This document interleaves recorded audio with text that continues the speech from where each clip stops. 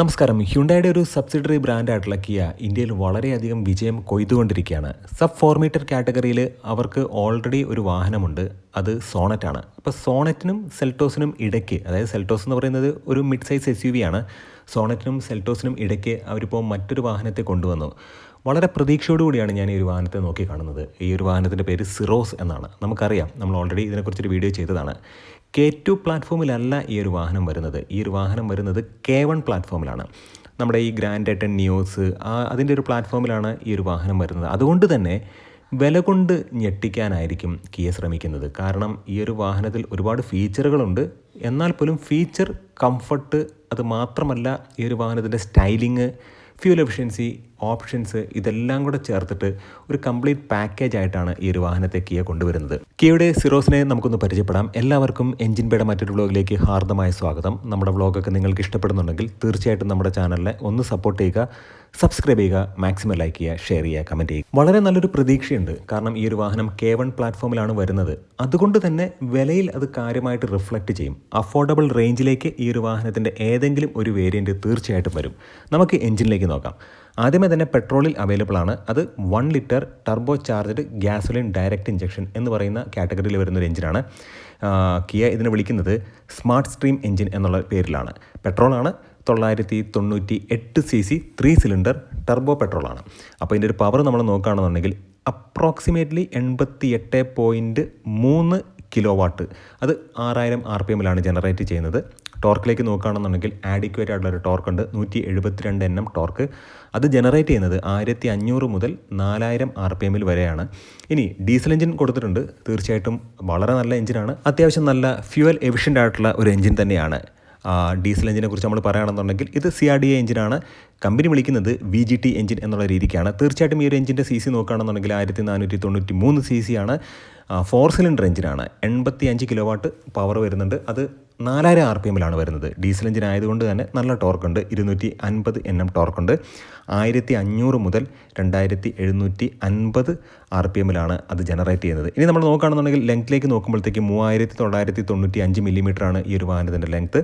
അത് മാത്രമല്ല width 1805 mm ആണ്. ഹൈറ്റിലേക്ക് വരുമ്പോഴത്തേക്കും 1680 mm ആണ്. പിന്നെ ഇതിൽ എടുത്തു പറയേണ്ട ഒരു കാര്യം, ഈ ഒരു സെഗ്മെൻറ്റിൽ എനിക്ക് തോന്നുന്നു ഇത്രയും അധികം ഒരു വീൽ ബേസ് ഉള്ളൊരു വാഹനം വേറെ ഇല്ല എന്നുള്ളതാണ്. 2550 mm വീൽ ബേസ് ആണ്. ഈ ഒരു സെഗ്മെൻറ്റിലേക്ക് നോക്കുകയാണെന്നുണ്ടെങ്കിൽ അത്യാവശ്യം നല്ല വീൽ ബേസ് ഉള്ളൊരു വാഹനം തന്നെയാണ്. തീർച്ചയായിട്ടും ഈ ഒരു വാഹനത്തിൻ്റെ ടോപ്പ് എൻഡിലേക്കൊക്കെ വരുമ്പോഴത്തേക്കും റിക്ലൈൻ ചെയ്യാൻ കഴിയുന്ന ബാക്ക് സീറ്റുകളാണ്. അതുമാത്രമല്ല വെൻറ്റിലേറ്റഡ് സീറ്റ് പിന്നിലും പുറകിലും എല്ലാം കൊടുത്തിട്ടുണ്ട്. അങ്ങനെ ഓപ്ഷൻസ് എന്ന് പറയുന്നത്, ഫീച്ചറുകൾ എന്ന് പറയുന്നത് ഒരുപാട് ഈ ഒരു വാഹനത്തിലുണ്ട്. അതെന്തൊക്കെയാണെന്ന് ഞാൻ എടുത്തു പറയുന്നില്ല, കാരണം അത് വീഡിയോയുടെ ലെങ്ത്ത് കൂടും. അതുകൊണ്ട് തന്നെ ഞാൻ സ്ക്രീനിൽ കൊടുക്കാം. ഈ സസ്പെൻഷനിലേക്ക് നമ്മൾ നോക്കുകയാണെന്നുണ്ടെങ്കിൽ ഫ്രണ്ടിൽ മക്സ്പെഷൻ സ്റ്റഡ് വിത്ത് കോയിൽ സ്പ്രിംഗ് ആണ് കൊടുത്തിട്ടുള്ളത്.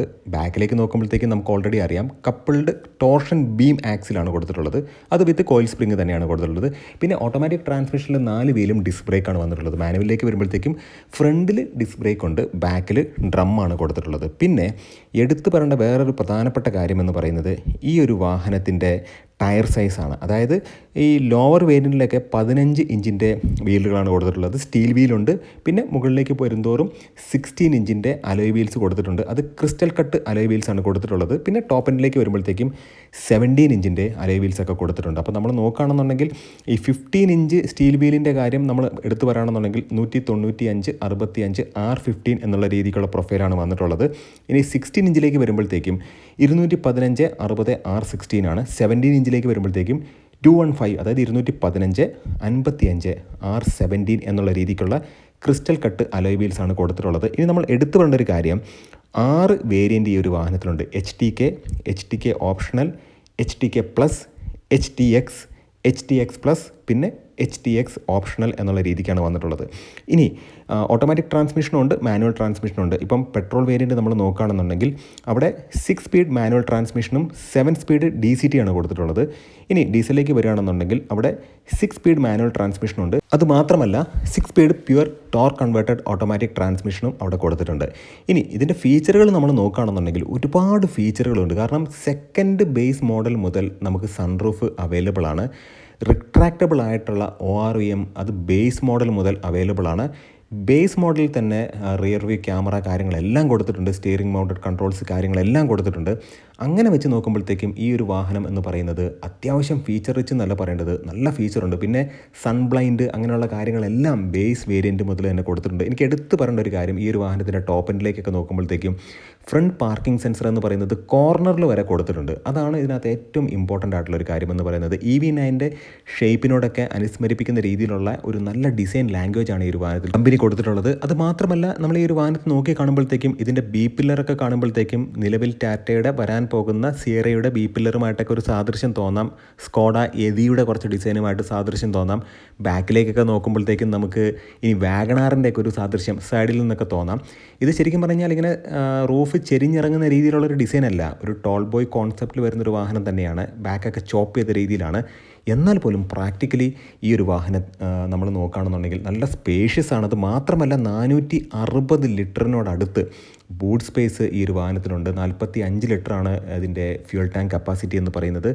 മൊത്തത്തിൽ ഈ ഒരു വാഹനത്തെ നമ്മൾ നോക്കുകയാണെന്നുണ്ടെങ്കിൽ ഫീച്ചർ പാക്ഡ് ആണ്. പക്ഷേ ഈ K1 പ്ലാറ്റ്ഫോമിൽ വരുന്നത് കൊണ്ട് തന്നെ ഈ ഒരു വാഹനം അഫോർഡബിൾ റേഞ്ചിൽ ഇതിൻ്റെ ഏതെങ്കിലും ഒരു വേരിയൻറ്റ് തീർച്ചയായിട്ടും ഉണ്ടായിരിക്കും. കാരണം ഇതൊക്കെ കോമ്പീറ്റ് ചെയ്യാൻ പോകുന്നത്, ഇപ്പോൾ നമ്മൾ ധരിക്കുന്നത് എന്താണെന്ന് വെച്ചിട്ടുണ്ടെങ്കിൽ ഈ ഒരു വാഹനം കോമ്പീറ്റ് ചെയ്യാൻ പോകുന്നത് ബ്രസ, നെക്സോൺ അങ്ങനെയുള്ള വേരിയൻ്റൊക്കെ ആയിട്ടായിരിക്കും എന്ന് നമ്മൾ കരുതിയാലും ഇത് യഥാർത്ഥത്തിൽ ഇത് മത്സരിക്കാൻ പോകുന്നത് മിഡ് സൈസ്, ഇതിൻ്റെ ടോപ്പ് എൻഡ് എന്തായാലും മിഡ് സൈസ് SUVകളുമായിട്ട് തീർച്ചയായിട്ടും മത്സരിക്കും. അതുമാത്രമല്ല ഈ പറയുന്ന കോമ്പാക്റ്റ് SUVകളായിട്ടും തീർച്ചയായിട്ടും മത്സരിക്കും. എടുത്തു പറയേണ്ട ഒരു കാര്യമെന്ന് പറയുന്നത് വരാൻ പോകുന്ന കൈലാക്ക് എന്ന് പറയുന്ന വാഹനത്തെ നിഷ്പ്രഭമാക്കാൻ കഴിയുന്ന ഫീച്ചറുകൾ ഈ ഒരു വാഹനത്തിലുണ്ട്.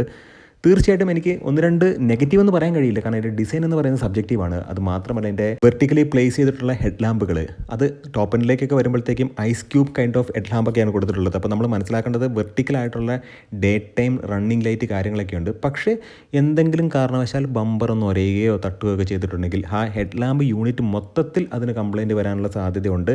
അങ്ങനെ നോക്കുമ്പോഴത്തേക്കും നമ്മൾ കുറച്ച് ശ്രദ്ധ കൊടുത്ത് ഓടിക്കേണ്ടതായിട്ടുണ്ട്. പിന്നെ ഈ ഒരു വാഹനത്തിലേക്ക് നമ്മൾ നോക്കുമ്പോഴത്തേക്കും ഏറ്റവും ടോപ്പ് എൻഡിൽ ലെവൽ 2 അഡാസിൻ്റെ പ്രൊവിഷൻസ് കാര്യങ്ങളൊക്കെ വന്നിട്ടുണ്ട്. 360 ഡിഗ്രി ക്യാമറ ടോപ്പ് എൻഡിലെ ആദ്യത്തെ 2 വേർഷനിൽ അല്ലെങ്കിൽ 2 വേരിയൻറ്റിൽ തീർച്ചയായിട്ടും കൊടുത്തിട്ടുണ്ട്. മൊത്തത്തിൽ ബേസ് വേരിയൻറ്റ് മുതൽ അത്യാവശ്യം നല്ല ഫീച്ചറുകൾ ഈ ഒരു വാഹനത്തിലുണ്ട്. ഫ്ലഷപ്പ് ആയിട്ടുള്ള ഡോർ ഹാൻഡിൽ കാര്യങ്ങളൊക്കെയാണ് വന്നിട്ടുള്ളത്. തീർച്ചയായിട്ടും കിയ സിറോസ് എന്ന് പറയുന്നത് ഒരു ഫാമിലി വാഹനമാണ്, സ്പേഷ്യസ് ആണ്, കംഫർട്ടബിൾ ആണ്. ക്ലസ്ട്രോഫോബിക് ഫീൽ ഈ ഒരു വാഹനത്തിൽ ഇരിക്കുമ്പോൾ നിങ്ങൾക്ക് ഉണ്ടാവില്ല. തീർച്ചയായിട്ടും ഈ ഒരു ഇൻഫർമേഷൻ നിങ്ങൾക്ക് ഉപകാരപ്രദമായി എന്ന് വിശ്വസിക്കുന്നു.